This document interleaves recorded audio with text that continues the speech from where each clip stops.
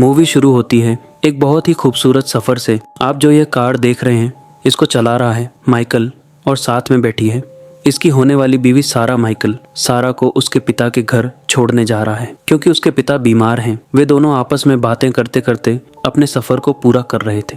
तभी अचानक से कार के नीचे कुछ आ जाता है और कार अनबैलेंस्ड होकर सड़क से नीचे उतर जाती है। फिर माइकल कार से नीचे उतरता है और चेक करता है कि उसकी कार के नीचे कौन सा जानवर आ गया, लेकिन उसे कुछ भी नहीं दिखता। उसकी कार के चारों टायर भी ठीक थे। फिर वह सारा को कहता है, अजीब बात है, कार पर ना ही खून लगा है और ना ही कोई डेंट है, कार के टायर भी ठीक हैं।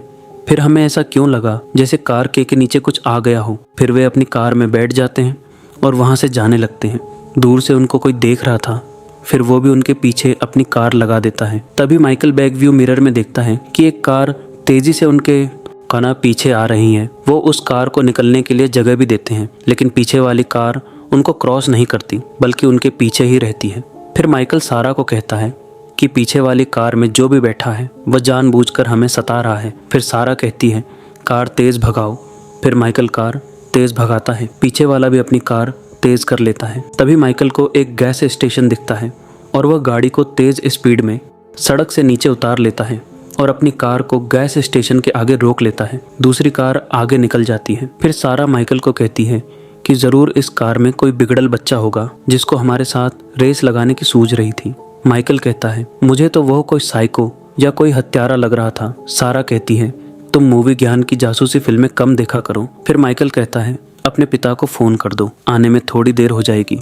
लेकिन सारा के फ़ोन में नेटवर्क ही नहीं था। माइकल कहता है, मुझे नहीं लगता इस गैस स्टेशन पर कोई फ़ोन भी होगा। फिर वे अपनी कार से नीचे उतर के गैस स्टेशन के पीछे बने रेस्टोरेंट में जाते हैं। रेस्टोरेंट में मार्क नाम का वेटर उनका स्वागत करता है। फिर सारा माइकल को कहती है, मैं यहाँ अपना टाइम खराब नहीं करना चाहती। लेकिन माइकल कहता है, अब मैं यहाँ आने के बाद बिना कुछ खाए तो वापस नहीं जाऊँगा। फिर वे एक टेबल पर बैठ जाते हैं। फिर माइकल सारा को कहता है कि हमें शादी करने के लिए जल्दबाजी नहीं करनी चाहिए। अभी तुम्हारे पिता बीमार हैं, एक बार उनको ठीक हो जाने दो। लेकिन इस बात से सारा का मुंह बन जाता है। तभी वहाँ ऑन ऑर्डर लेने के लिए वेटर्स आती है जिसका नाम कैली था। माइकल कहता है, 5 मिनट में ऑन ऑर्डर देता हूँ। वेटर्स कहती हैं, कोई जल्दी नहीं, आराम से, यहाँ जिंदा लोग कम ही देखने को मिलते हैं। और साथ में खुले सिक्के भी लाकर टेबल पर रख देती है। माइकल पूछता है, ये सिक्के किस लिए? कैली कहती है, हम पानी के साथ साथ सिक्के भी देते हैं, इसे आप उस मशीन में डालकर अपनी पसंद का गाना सुन सकते हैं। फिर माइकल अपनी पसंद का गाना लगाता है। तभी रेस्टोरेंट के बाहर वही कार दोबारा आ जाती है। वही सेम गाना उस कार में भी बज रहा था। रेस्टोरेंट के अंदर सारा कैली को बताती है कि यह गाना माइकल ने ही गाया था। फिर कैली उसके गाने की तारीफ करती है। फिर सारा उससे फ़ोन के बारे में पूछती है। कैली कहती है, यहाँ अंदर तो कोई फ़ोन नहीं है, लेकिन एक फ़ोन बाहर है, चेक कर लो, चलता हो तो यूज़ कर लेना। फिर सारा माइकल को यहाँ से चलने को कहती है क्योंकि सफ़र लंबा था और सारा इलाका सुनसान था। फिर वे खाने का सामान पैक करवाते हैं और उसके बाद वहाँ से अपने सफ़र के लिए निकल पड़ते हैं। अब की बार गाड़ी सारा चला रही थी। फिर कुछ दूर जाने पर दोबारा उसको महसूस होता है कि कार के नीचे कुछ आ गया है। फिर वे गाड़ी को दोबारा साइड पर रोकते हैं। अब की बार उन दोनों की फट जाती है। माइकल कहता है, मैं बाहर जाकर देखता हूँ, लेकिन सारा कहती है, कोई फ़ायदा नहीं, बाहर कुछ भी नहीं होगा क्योंकि मेरी नज़र सड़क पर ही थी और मुझे लगता है हम फिर से उसी जगह पर आ गए हैं। दूसरी तरफ होटल में होटल स्टाफ अपने बॉस जॉन को कहते हैं कि वे दोनों यहाँ आए थे, क्या हमें इनके साथ भी वही सब करना है? तभी पास में बैठी लड़की कहती है, उन दोनों को जाने दो।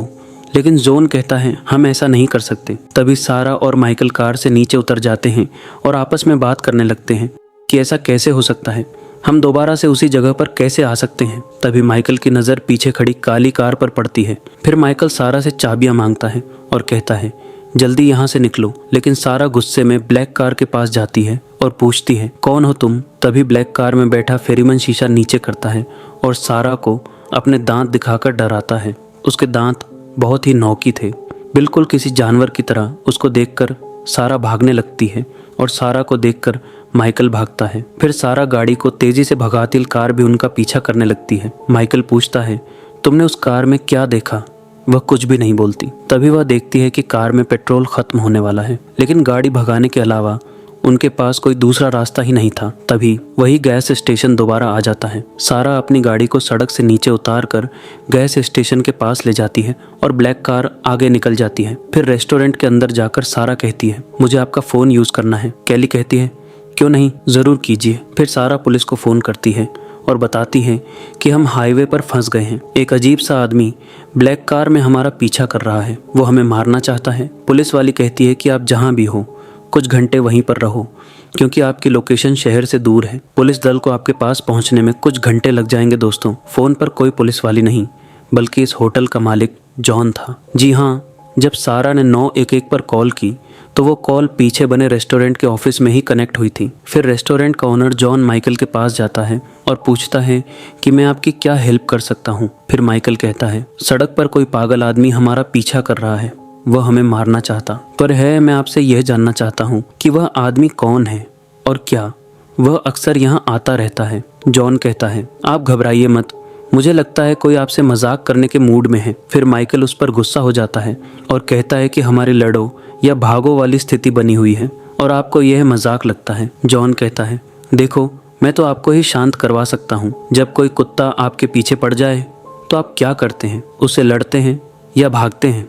बस वही काम ही अब आपको करना है। और अगर आप चाहो तो यहाँ पर भी रुक सकते हो, क्योंकि यहाँ आप अकेले नहीं हो, हम लोगों के साथ सुरक्षित हो। फिर माइकल पूछता है कि हम दोबारा इस जगह पर कैसे आ गए। जॉन कहता है, दरअसल आगे जाकर एक लूप है, आपने गलती से लूप वाला रास्ता ले लिया। अक्सर कई लोगों के साथ ऐसा ही होता है। तभी सारा वहाँ आ जाती है। वो माइकल को बताती है कि पुलिस को यहाँ आने में कुछ घंटे लग जाएंगे, तब तक हमें यहीं पर इंतजार करना होगा। ओनर कहता है, अगर सच में कोई आपका पीछा कर रहा है तो आज की रात आप यहीं बिता सकते हैं। वह सुबह होने तक आपका इंतजार नहीं करेगा। फिर सुबह आप लोग जहाँ जाना चाहो जा सकते हो और तब तक तो पुलिस भी आ जाएगी। फिर वह दोनों को बैठने को कहता है और कहता है कि आप कुछ भी खाइए, मैं आपसे पैसे नहीं लूँगा क्योंकि इस समय आप हमारे मेहमान हैं। फिर कैली वहाँ मेन्यू लेकर आती है। सारा उससे खुले सिक्के मांगती है, लेकिन वह कहती है कि मैं आपको सिर्फ एक ही बार सिक्के दे सकती थी। तभी पास में बैठी औरत जिसका नाम रूबिका था, वह कहती है कि मैं आपको खुले सिक्के देती हूँ,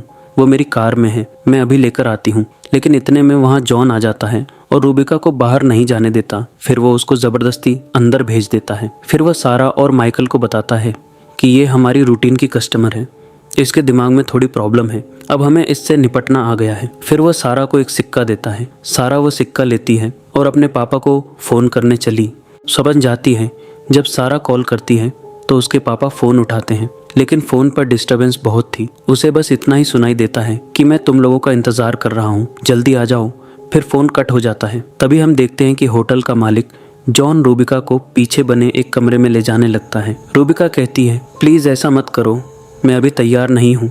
फिर ऑनर कहता है, अगर तुम विरोध करोगी तो ये तुम्हारे लिए और भी मुश्किल हो जाएगा। रूबिका कहती है, तुम एक ऐसे जानवर को खाना खिला रहे हो जो हमेशा भूखा रहता है। फिर वह ज़बरदस्ती रूबिका को उस रूम नंबर 17 में बंद कर देता है और वहाँ से चला जाता है। अब रेस्टोरेंट के अंदर सारा और माइकल का खाना पना भी हो गया था। तभी मार्क वहाँ आता है और वहाँ बिल रख देता है। अब इससे पहले कि माइकल उसे उठा पाता, ओनर वहाँ आ जाता है और उस बिल को उठा लेता है। वो कहता है, आज के लिए ये खाना इनके लिए मुफ्त था, लेकिन उस बिल पर लिखा हुआ था रन। फिर ओनर कहता है, आप मुझे बस 1 मिनट का समय दीजिए, आपका कमरा रेडी है। फिर सारा माइकल को कहती है, मुझे डर लग रहा है, बाहर देखो जैसे दिन यहीं रुक गया हो। फिर माइकल कहता है कि हमें थोड़े आराम की ज़रूरत है। इतने में जॉन फिर से वहाँ आ जाता है और कहता है कि आपका कमरा रेडी है। फिर वह मार्क को आवाज़ देता है और कहता है कि रूम की चाबी लेकर आओ। मार्क पूछता है, रूम में 3 लोग रुकेंगे या 2? ओनर कहता है, क्या तुम्हें ये 3 दिख रहे हैं? 2 की लेकर आओ, बेवकूफ़। फिर जॉन उन दोनों को उनके रूम तक छोड़ने के लिए जाने लगता है। सारा पूछती है, क्या आपको पहले भी किसी ने कंप्लेंट की थी किसी काली गाड़ी के बारे में? लेकिन जॉन कहता है, सारा तुम बेकार में चिंता कर रही हो, इस पर ज़्यादा ध्यान मत दो। फिर वह दरवाज़ा खोलने लगता है। फिर सारा माइकल से पूछती है कि इसको मेरा नाम कैसे पता चला, तुम मुझे बेबी कह बुलाते हो। तभी उसको पास वाले रूम से किसी के होने का एहसास होता है, जैसे किसी लड़की के साथ कोई ज़बरदस्ती कर रहा हो। फिर वो माइकल को वहाँ से चलने को कहती है। जॉन कहता है, मैं आप दोनों से निवेदन करता हूँ, कृपया आप रूम के अंदर जाइए। सारा और माइकल समझ जाते हैं कुछ गड़बड़ है, इसलिए वे दोनों वहाँ से भाग जाते हैं और अपनी गाड़ी लेकर वहाँ से निकल जाते हैं। तभी दोनों वेटर जॉन से पूछते हैं क्या हुआ। जॉन कहता है कि अगर वे दोनों भाग गए तो हम सब की जान मुश्किल में आ जाएगी। कैली कहती है कि हमें उन दोनों की हेल्प करनी चाहिए, लेकिन जॉन कहता है भाग में जाओ। तुम दोनों कार में सारा और माइकल दोनों डरे हुए थे और बातें कर रहे थे कि होटल का मालिक जॉन सब कुछ जानता था कि हमारे साथ क्या हो रहा है। तभी उनकी नज़र सड़क के किनारे पर खड़े फेरीमैन पर पड़ती है। सारा कहती है माइकल ये वही है जो काली गाड़ी में हमारा पीछा कर रहा था। माइकल ज़रूर हमारा शिकार हो रहा है। फिर माइकल सारा को हौसला देता है और कहता है तुम बस गाड़ी चलाओ, बाकी सब बातें भूल जाओ, हमारे साथ कुछ भी नहीं होगा। दूसरी तरफ मार्क रूम में से रूबिका का सामान लेकर आता है और उसको डस्टबिन में डाल देता है क्योंकि अब वह जा चुकी थी। फिर मार्क को अपने इस काम पर घृणा आती है। उसकी आत्मा बार बार उसे कहती है कब तक ऐसा ही चलता रहेगा। फिर वह जॉन के पास जाता है और उसे समझाता है, लेकिन जॉन उसकी बात समझने को तैयार ही नहीं था। वो कहता है कि मार्क हम जो भी कर रहे हैं यही हमारा काम है। मार्क कहता है बॉस अगर आप चाहो तो ये सब बदल सकते हो, लेकिन जॉन उसकी बात नहीं मानता और कहता है कि यह लोग पहले ही मर चुके हैं या मर रहे होंगे, तुम जाओ अपना काम करो। तभी सारा के फ़ोन पर उसके पापा की कॉल आती है, लेकिन जब वो उसे उठाती है तो फ़ोन में से अजीब सी आवाज़ आने लगती है और वही आवाज़ कार के रेडियो में भी आने लगती है। तभी फिर से उसकी कार के नीचे कुछ आ जाता है। सारा कहती है अब की बार हम कार को नहीं रोकेंगे,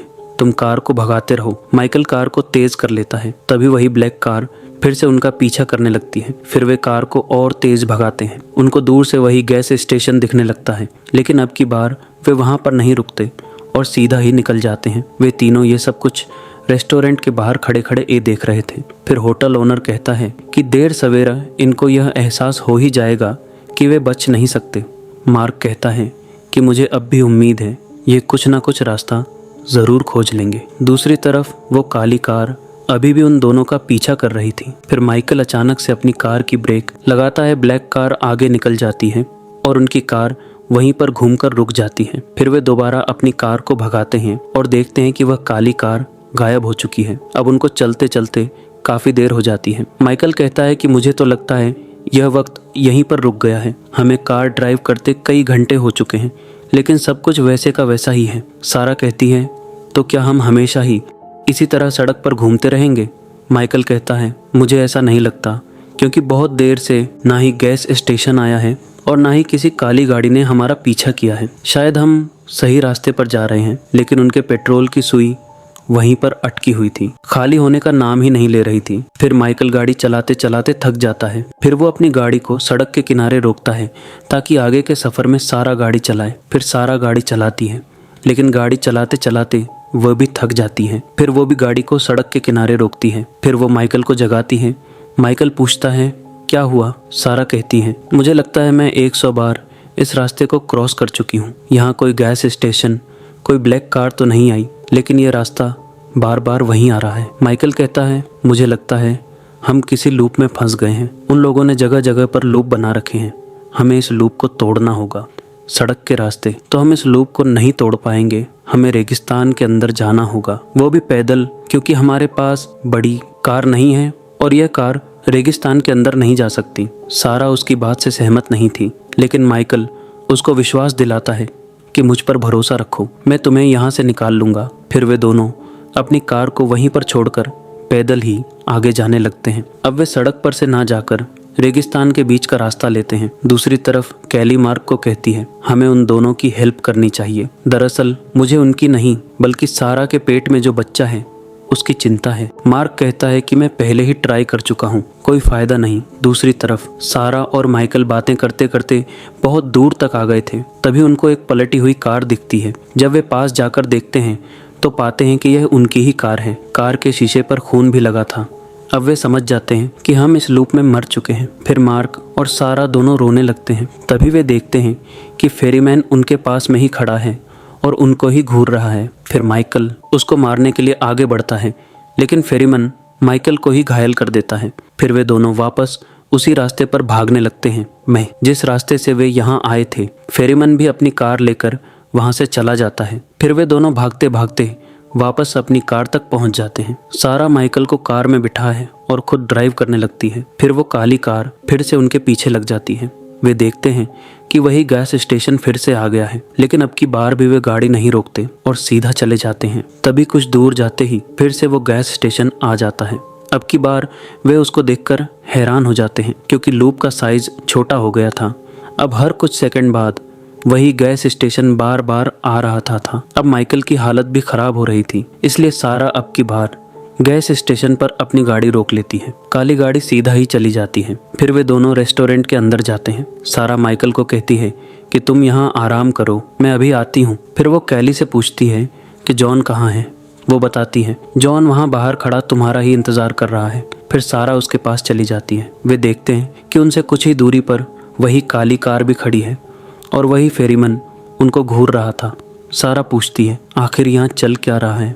ओनर कहता है मेरे ख्याल से अब तुमको सब कुछ जान लेना चाहिए। दरअसल ये तुम्हारी दुनिया और मेरी दुनिया के बीच की जगह है। सारा पूछती है क्या हम मर चुके हैं। ओनर बताता है तुम्हारा और माइकल का एक कार एक्सीडेंट हो गया है। फिलहाल तुम लोग अपने जीवन के लिए संघर्ष कर रहे हो और अपनी आखिरी सांसें गिन रहे हो। हकीकत में तुम मेरे सामने नहीं बल्कि वहाँ अपनी कार के पास लहूलुहान पड़ी हो। सारा पूछती है तो क्या हम मर जाएंगे। ओनर कहता है अंत में सब मर जाते हैं।